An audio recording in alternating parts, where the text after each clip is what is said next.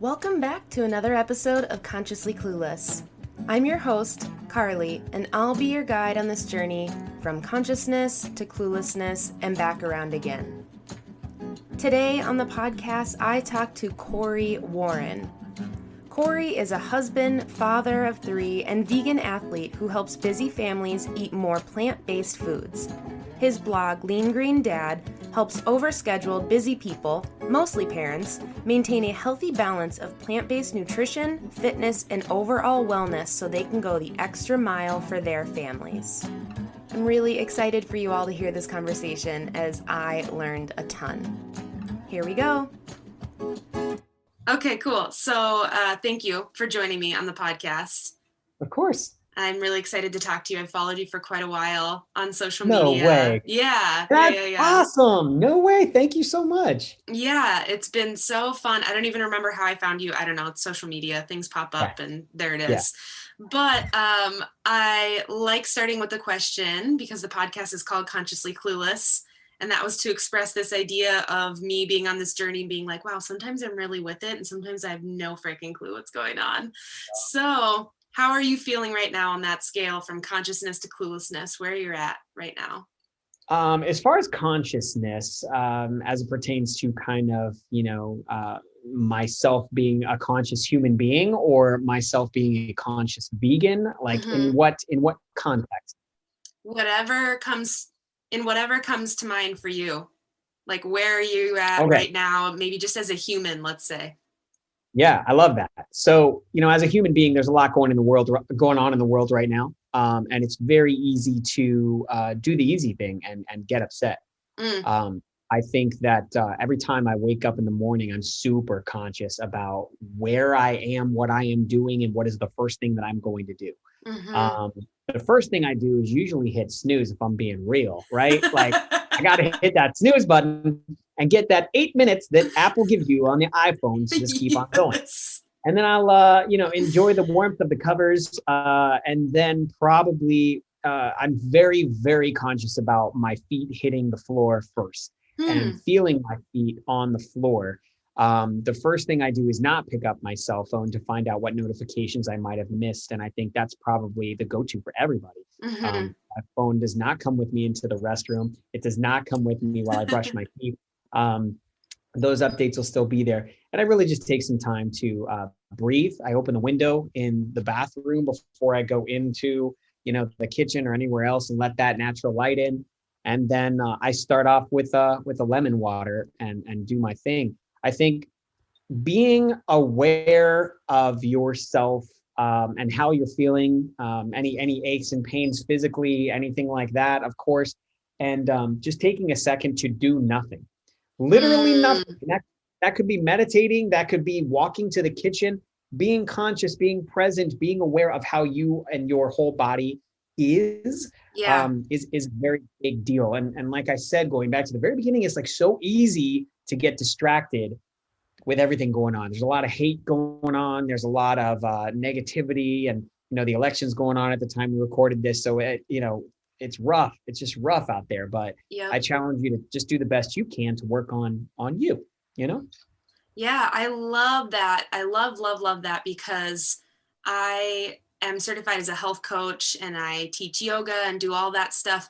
And I joke, but not really joking, that it's a selfish endeavor because I truly believe helping people feel individually better, like sets them up to go change the world. Yeah. So I'm like, I want to help you feel better, but I'm also really hoping that you then like take that energy out. Yep. Yeah, absolutely. Yeah. You got to be we always talk about like, as vegan parents, of course, we always encourage our kids to wave their vegan flag proudly, like, and not in an aggressive way. We are definitely not a forceful advocacy family, and I don't mean that in any offense to anyone that is an activist, a forcible activist. The PETAs of the world, I just love those folks, and I've done stuff for PETA kids and everything else. I love PETA. It's just our family's personal goals just don't align with the way that some people do it. And so we choose to just lead by example And, when people ask us about certain things, we're always happy to talk to them about it. And we want to be those folks that are like, yeah, those are cool vegans. Like those are the cool, I like talking to those guys. Right. And so, no judgment, just trying to share what's worked for us best as a family. And if somebody vibes with that, then cool. Yeah. I'm really glad you said that, because I think that's taken me a little bit to understand that there's like different ways of doing activism, right? Because my go-to is to be more, or it was more maybe before, is to be outspoken, but also to put people on the defense. And I thought that anybody who wasn't sharing and being outspoken and blah, blah, blah, wasn't really doing it right. And I think it's been good to me to be challenged by that notion, because that's just not what everyone can do and not what everyone can hear. Yeah. I've stepped away because I'm looking for an incredible book in my bookshelf that I forget who said this. Gosh, I really want to find it because I know that it's got some brilliance to it. It's not the y-axis. Well, I won't take too much more time looking. I'm sorry, Carly, but it is a good book. Anyways, it was a psychologist that talked about when people ask you, where do you get your protein? The number one question that everyone asks a vegan, right? There's multiple ways that you can go about that. You can say something aggressive. It's like, same place everybody else gets their protein. Or like, you could say like from plants, like something like that. But the truth is, in order to find out if the person really wants to know, or if they're just messing with you, like they're just like, being a jerk, you have to actually say something else back to them. And that is a very simple, you know what? I don't know. And then see what happens after that, right? Because if they elaborate more and they find out more, that's a person that really wants to know. And so, if you want to elaborate on I don't know, but my doctor hasn't had any problems, right? I've been going and getting blood tested. Everything's good, other than like vitamin D, iron, or, actually those are two of the biggest, deficiencies in all of the world, and not just for vegans, right? B12's fine. I mean, there's protein powders with B12 now. You can get B12 and from food sources there, a B12 supplement is still good. I still take one once a week just to be sure. But it's overkill. I mean, you can't take too much B12, so that's good. You pee it out. So whatever. Right. But, overall, I think just having a non-combative approach actually welcomes people in and makes them want to learn more. And so, I always just try to be chill, man. Just try to be chill and let people know that I'm open to having a conversation about it. And the truth is, like, my second or third thing is like, do you know how much protein we're supposed to have on a daily basis? I bet you it's okay if you don't, because most people don't. Like, there's like some crazy math equation you have to do to figure it out. You can talk to a dietitian about that. I'm not a dietitian, but it's like, I think it's like 1.5 times, per ounce. There's something you like put in your weight and your blah, blah, blah. It's like nobody tracks their daily protein intake unless they're a bodybuilder and they're trying to put on significant muscle, which makes total sense, right? But for us, it's just we go off of how we feel. I mean, I feel like I've maintained the same weight for like, I don't know, 15 years or something. It's like ridiculous. I just don't move because I just keep eating the same types of foods over and over. And, that's it. I think, I don't know how we got on that tangent, but that's a good one. That doesn't matter how we got there. So how long have you been vegan? Yeah. So it's been, 9 years. 9 years. My daughter's 12. We transitioned her when she was 3. And she's my oldest. So I have 12, 9, and 5. So it's been 9 years. And then I started kind of dabbling in the whole vegan side of things when I found out that Dave Scott, one of the winningest Ironmans of all time, was vegan. And so I was doing triathlons at the time. I had the Ironman coming up. And so I just started to be more aware, more conscious of what I was putting in my body. And believe it or not, my wife was diagnosed with ulcerative colitis. And so it was always in the back of our head, like maybe we should, transition to a plant-based diet. vegan diet, whatever you want to call it. And I know people are like really passionate about both of those words. Bottom line is, if you care about animals, you use the term vegan. If you care more about the food, then you use the term plant-based, whatever, guys. It Right. doesn't matter. I mean, Semantics. and people can label me whatever they want. I'm plant-based, I'm vegan. Like, really, like, is there a downside to caring about yourself, the animals, or the planet? Like, I mean, who cares why you're vegan or why you're plant-based? Who cares? They're all good things, Right. you know? Totally. So it's all good. Yeah, it's been 9 years. My daughter's never looked back. She's fine. You know, people always ask me if I force my kids to do this. I'm like, man, like, no, they don't know anything else. So like Right. Just like if it was the opposite, right? yeah, like they don't desire to eat meat. They don't miss meat because they don't feel like they're missing out on anything. And the truth is, like, there's so many stinking substitutes out there now. It's like Yeah. they think chicken is Gardein, right? Like they think burgers are beyond burgers, and that's fine. They don't need to freaking eat a cow to like experience something that they're missing with the Beyond Right. Burger. It's amazing, right? It really does. So like, yeah, no, it's chill, and that's how long. It's been 9 years, nine So whole. it sounds like it started with health. Yeah. And so then Yeah. how did you kind of like domino effect into other issues? Yeah. So it started, yeah. So people become, vegan for like the animals, the planet, or themselves. And for us, it was super selfish. We wanted to heal my wife, try to help her out Oh, it was all because she about has to health take for this me. horrible. It was all about health for me too. So I get it. Yeah. Oh yeah. That's where it started. The doctors tell you like, we have no idea why she has this, and we just did some research and found that, like, look, man, it has to be what we put in our body. And I mean, this is a chronic illness. This is not going away.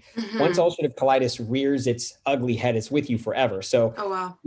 I'd love to say like, oh, we cured her medication and she doesn't take medication anymore. That's not the case. That's not our story. She Mm-hmm. gets an infusion every 4 weeks of a Wow. very serious drug that she has to take because her quality of life is so severely affected by her illness that Wow. she has to have it. Yeah. And, the thing is like, we could say that the food doesn't do anything. We could say that, well, she should just be able to eat whatever she wants because whatever she eats is going to mess her up anyways. That's not true. You got to take Mm-hmm. some personal responsibility for what you're doing and give the medicine the chance to work. Like, thank God we have, Western Mm. medicine, so we can absolutely, help ourselves. But, man, my wife, we have 3 kids. She's got to be a mom. She's got to experience life. She's got to go to work. She can't always be running to the bathroom or live her life in severe pain. And so Yeah. this is the choice we made together, and it works.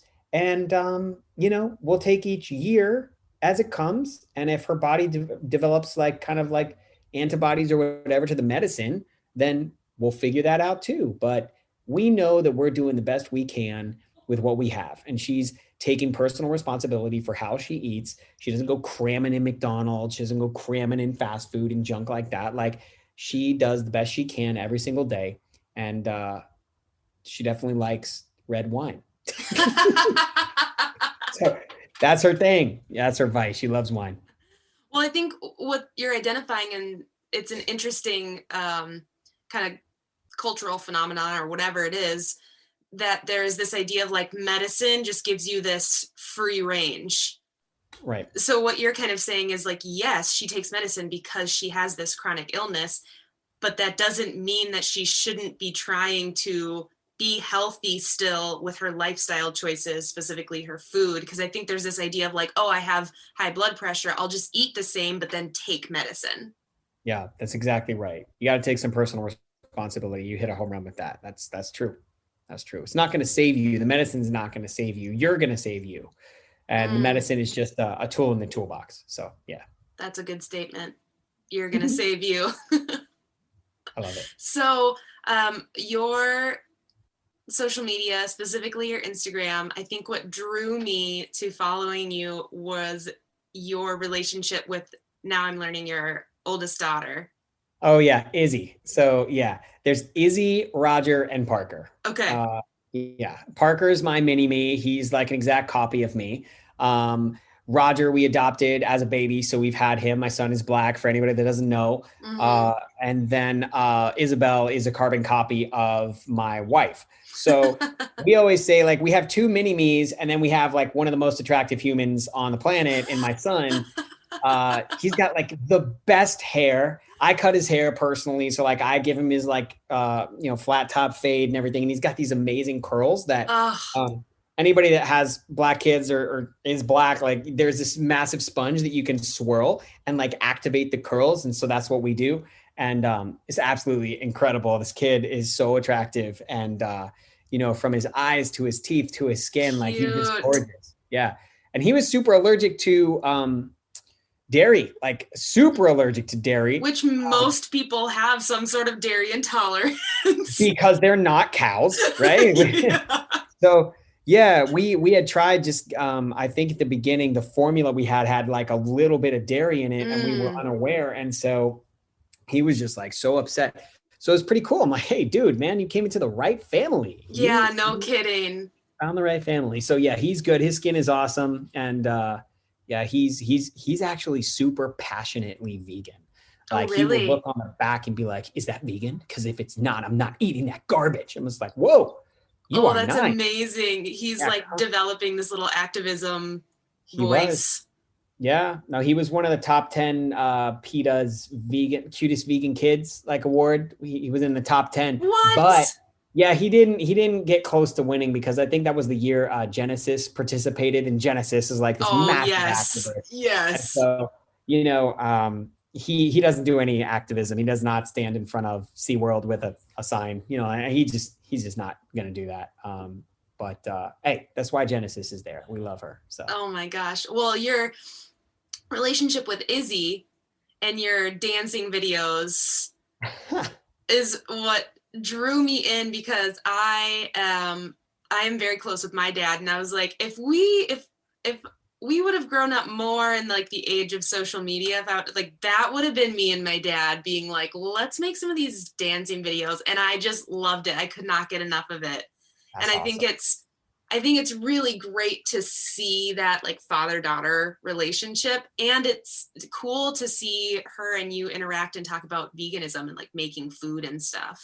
Thank you. Yeah. She does some IG reels on my channel. She actually gets paid like $5 every time that she does something like that. So it's like, she's funny, but yeah, she's awesome. She's becoming a teenager and a young woman. And so it's very important that we don't grow apart, we grow together. And so we do dance on TikTok every now and then under Lean Green Dad. And then I sometimes share it to Instagram. I haven't done a TikTok in quite a while. I don't know why, but we had one viral video had over 100,000 views. And oh, wow. I think we were dancing to, who was it? Ariana Grande. So yeah. That'll do it. I think it was Say So. Why don't you say so? Well, I'm requesting a new dance video soon. You can tell Izzy that I have requested.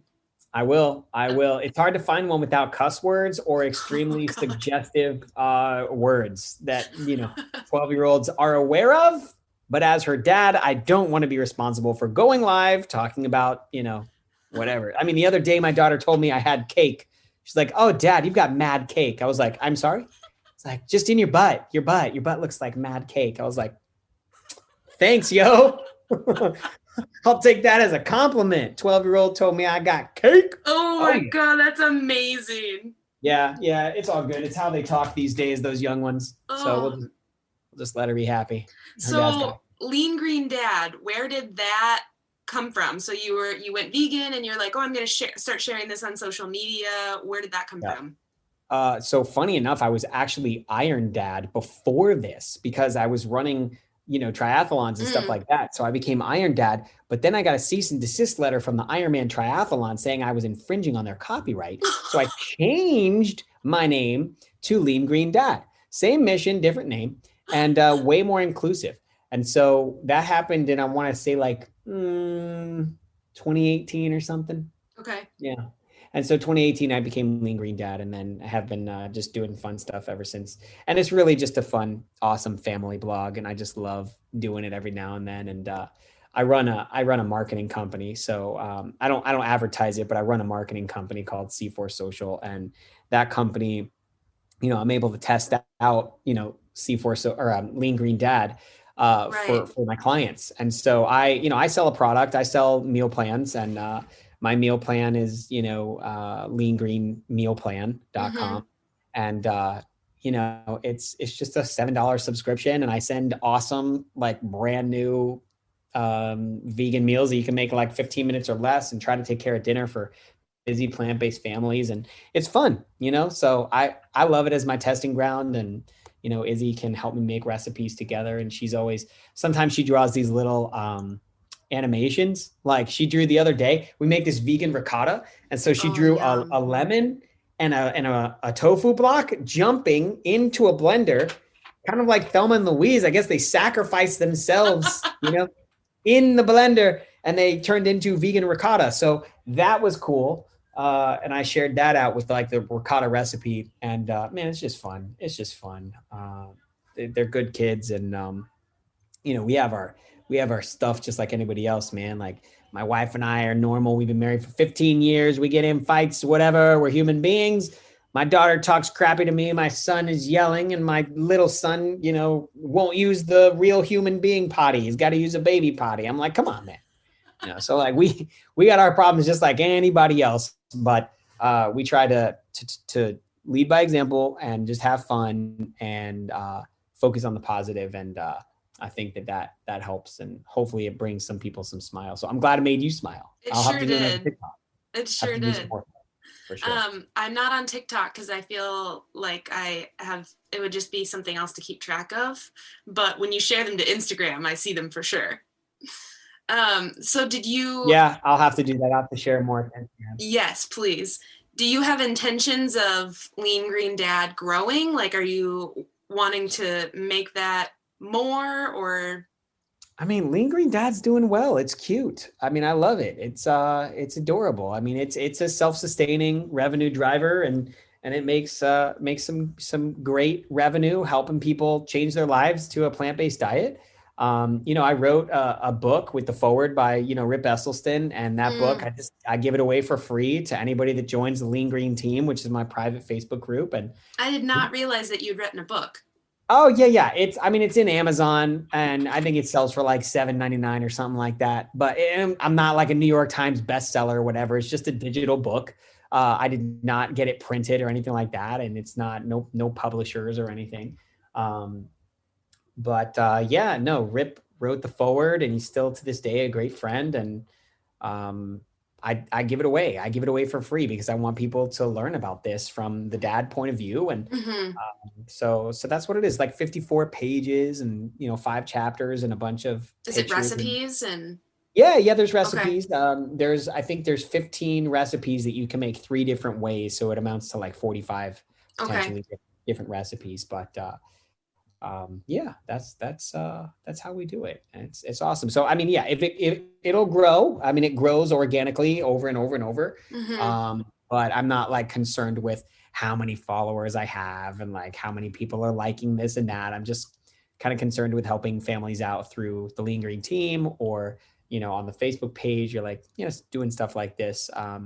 My main job is my company, C4 Social. So I just really help brands. And it's funny because a lot of vegan brands like come my way. They naturally find me from other vegan brands that we help. Right. And so we're able to spread the mission even further, right? Like spread that cause even further and help people out. So it's fun.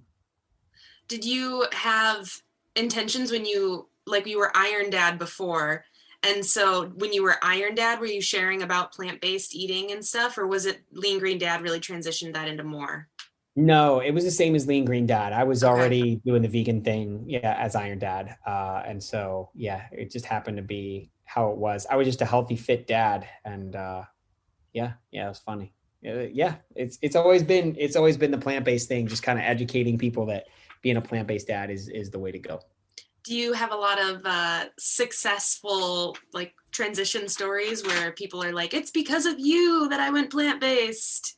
I only have testimonials on like leangreenmealplan.com of like everyday people that, I love talking to the people that are going through the McDonald's window because they think that they're too busy to make food for their kids, right? There's a reason my recipes are 15 minutes or less. There's a reason that they're super simple. There's a reason I use steam in the bag rice, not brown rice, because I'm talking to people that are not chefs and they don't want to be chefs. Like if you want that, go get a really good book with like 60, if you have 60 minutes and no kids and you want to make an awesome recipe, go do it, right? Right. I don't even have 30 minutes. I'm like, show me how to make something in 5 minutes that I can put in the crock pot, go give my kids a bath and come back and it's ready. It's done. You know?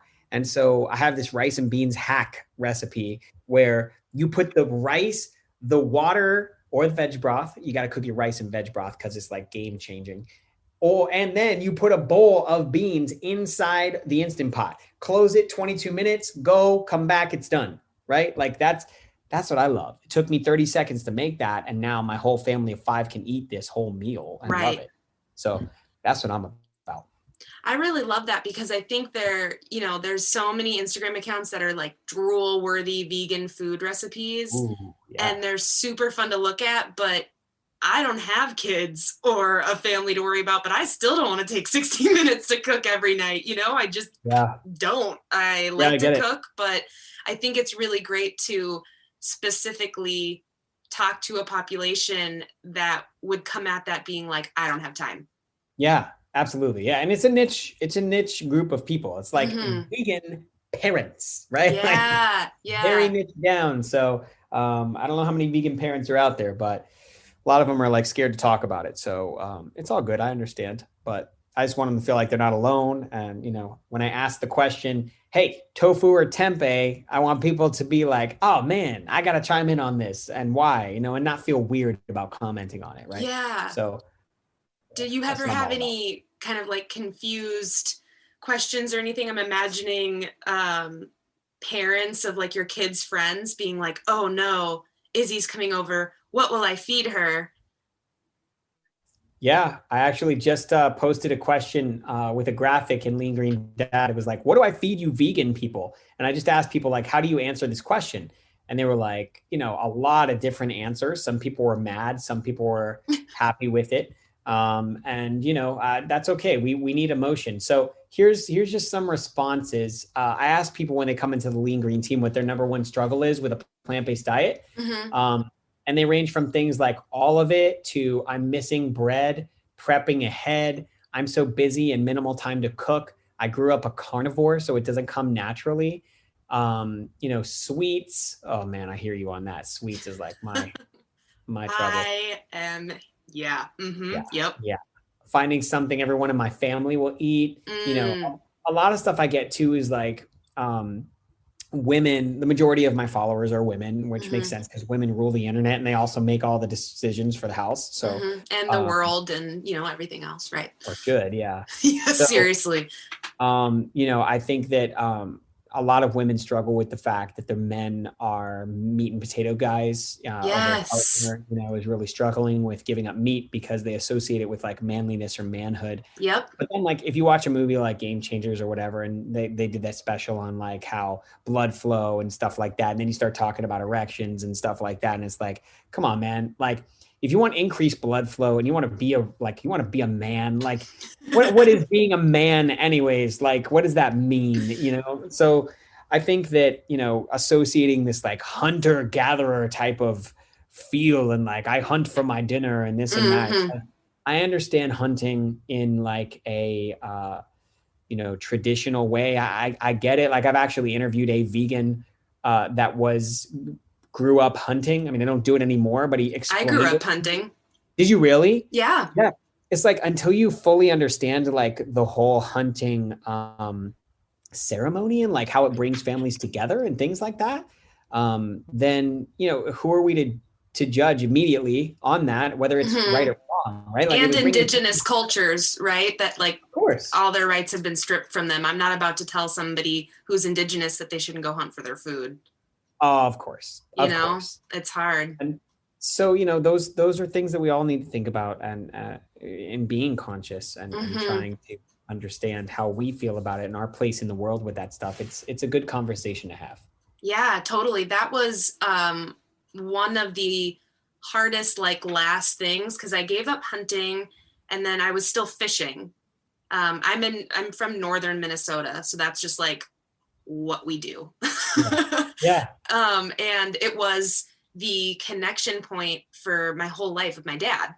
You know, like the deer stand together, the boat together, like that was when we always had these like hilarious, ridiculous conversations and connection. So I remember talking to him about how I wasn't going to fish anymore, and like the sadness in his voice, Mhm. you know, that was really hard, but I'm feel very lucky that my dad will still like connect. Like he isn't in Minnesota anymore, but he came to visit, and it was during deer season. And he Yeah. was like, why don't we just go sit in the stand, and the only thing we'll shoot the deer with is a camera, just Aw, because we can come go and on. like relive those memories. But you know, I know you don't want to hunt. And I was like, oh my gosh, I'm so lucky, because a lot of families are like, what? Yeah, that's incredible that he even said that to you. That's amazing. Yeah. So, but it was hard. It was. I felt like I was letting him down. Yeah. Yeah. But luckily I have a dad who's like willing to adapt and still like figure it out. But I Yeah. can see how that is a struggle about the family connection thing. It's a huge part of it.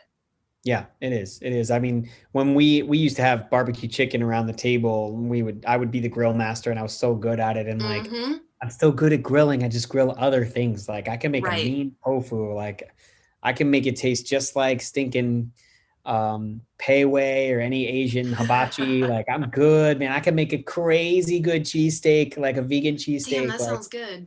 oh my God. I just made it the other day on Facebook Live, and people were like going crazy. Like, I want to see how you make this. I'm like, okay, it's really easy. Just throw it all in a skillet, you know? But it was really, really good. So yeah, it's, we just gotta be nicer to each other, you know? Yeah, I interviewed a woman, Jen Rivera Bell, and she's an Indigenous woman who's vegan. And she talked about how when she and her husband, who's white, who grew up hunting, they went vegan together. And when they started their family and had kids, his father was like, what am I going to do with them? I was really excited to like continue the tradition. And they had this conversation of literally do everything the same, bring them in the woods, teach them how to track animals, teach them for signs that the deer was here, blah, blah, blah, blah, blah. And then just at the end, don't shoot them. And my dad, that's the reason my dad asked me to go in the deer stand, because he listened to that episode and he was like, we could just go in the woods and not shoot anything. Wow. And I was like, yeah, we can. Incredible. So it's interesting to hear how people navigate those different situations, because it's hard. It's really hard. It can be. I agree. That's awesome. Yeah. Do you feel like you were talking about your son? I forget his name. Which one? Roger or Parker? Roger, I believe, the one that's 9. Yeah. Yes. Okay. Like you said, he's kind of starting to be like, this is garbage. This is not vegan. I'm not eating this. Do you think that you're going to have some like little activists because they're growing up vegan and that's not the norm? It's possible. I mean, whatever my kids want to do, it's up to them. I'm totally cool with that. I mean, Roger has ADHD and he is ODD as well. And so Roger has a whole host of other challenges that he's going to be dealing with as he goes out into the world. But all we can do is make sure that he treats people with kindness and try to help him understand that when he does get upset, he needs to take a breath and back up. And all of our kids meditate. It's one of the first things they do in the morning. Izzy, who's 12, actually meditates 3 times a day because she has a little bit of anxiety. And so to help her deal with the anxiety, I prescribed her to meditate 3 times a day. She uses Headspace. And then, we have, when the kids wake up, they have a pretty big, routine. So they'll wake up and they'll brush their teeth and stuff, and then they eat breakfast, but then it's workout. And for workout, they can actually walk with me in the neighborhood. So we walk and talk kind of about the day. They get some good vitamin D on their skin with the sun, stuff like that. Because we're in Orlando, Florida, so it's sunny here. We're lucky. Oh, you're in Florida. Okay. That's where my dad lives. Oh man, it's amazing. And then, if not, there's a little workout DVD they do, believe it or not. It's called the SWAT workout. My friend Tom made it. And so we have it, and they can do that, or they can come work out with daddy. And if you come out and you work out with daddy on the porch, like you're going to get your butt kicked. So we do like a Tabata style 4-minute workout, 30 minutes on, 20 seconds off, for 4 minutes. And that's the warm up. And then we'll do somebody like, I don't know if you know Chris Heria. He's like a big YouTube sensation. He's all about calisthenics, so body weight exercises and stuff like that. So that's what I've been doing now. There's like an evolution to working out.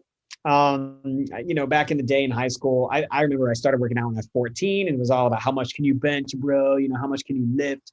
And then as you get older, you're working out for getting a woman, getting a lady, right? And then you just want to look good. You want to look sexy. And then, I just want to be able to lift my kid up, now. So, I mean, I'm 40. I just turned 40. So I'm like, damn, I got to figure out how to keep this fitness level high, as I get into my 40s or whatever. So that's what I'm doing. And it's been great, man. Flexibility. And, I need to do more yoga. I don't do enough, but I do a lot of stretching, stuff like that. So, yeah. Well, I teach 2 Zoom yoga classes a week. So if you and your kids want to join, let me know. That's amazing. You got to email me after this with that. Okay. I will. Yeah. That sounds great. Is there anything that you wanted to share or talk about that I haven't given you space to? No, I feel great. I love it. It's been awesome talking to you, and I really appreciate you letting me come on and chat for a little bit. And, I know that we mentioned a couple different things, but honestly, like if anybody wants to try the Lean Green Meal Plan, like there's absolutely no obligation, no tricks. You just go to leangreenmealplan.com. It's free for 7 days. Cool. And, if it's not for you, typically the people that actually don't extend past the 7 days are 100% whole food plant-based, which I try to be like super clear that it is not 100% whole food plant-based. I do use some oil, and I do use fake meat products sometimes. It's not the norm, but it is part of it because I want to be inclusive. Again, I want to talk to those people that are going through the McDonald's drive-through window and are struggling, with what even is vegan. Like some people don't even know, guys. So we have to help them, we have to help. Yeah. I might need to get your ebook for my dad. That sounds like a good little gift. Oh my gosh, go for it. Yeah. Well, come in the Lean Green team. It's just a private Facebook group, and it's super easy. And I'll send it to you via email with a couple other things. I'll send you like my vegan cookies that don't suck recipe and a couple others. Yeah, if you got any sweets recipes that are easy, because I am not a baker. I got a cookie dough you can make in like 5 minutes out of a couple different things. They got a chickpea cookie dough that you will never know. You'll never know the difference. It's amazing. Yes, I'm on board. Yeah, we got you. We got you covered.